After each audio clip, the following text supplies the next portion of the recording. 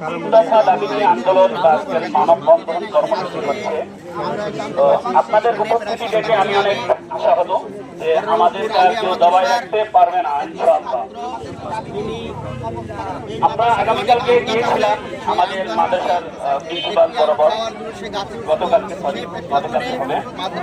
আমরা তাদের কথা শুনে খুব হতাশা, তাদের ছাত্রদের মধ্যে যে এমন একটা মনোভাব, সেটা দেখে আমরা হতভম্ব হয়ে গেছি। আমি একজন জুলাইয়ের যোদ্ধা, শুরু থেকে জুলাই আন্দোলনে সক্রিয়ভাবে আন্দোলন করেছি। আবু সাইদের হাতে হাত রেখে একসাথে রাজপথে লড়েছি। আমাদেরকে যে আমাদের হোস্টেলের ভাইদেরকে যাকে হুমকি দেওয়া হচ্ছে, তাদেরকে আপনার ফাহাদের মতো হত্যা করা হবে, এটা খুবই আমরা মাদ্রাসার পক্ষ থেকে এরকম সেই ছেলেটা সঠিক চিকিৎসা পায় এবং নির্যাতনকারীর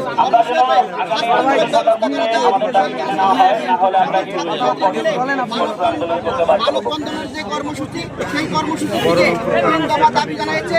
সেই দাবি আজকে ঠিকই আমরা আপনাদেরকে জানাবো এবং অবশ্যই সেই হামলাকারীর শাস্তি নিশ্চিত করার জন্য আসলে এই মানববন্ধন। সবাই ভিডিওটা বেশি বেশি করে শেয়ার করবেন, বড় রংপুর ইউটিউব চ্যানেল থেকে দেখবেন, অবশ্যই সাবস্ক্রাইব করবেন, ভিডিওটা সর্বোচ্চ শেয়ার করবেন। ধন্যবাদ।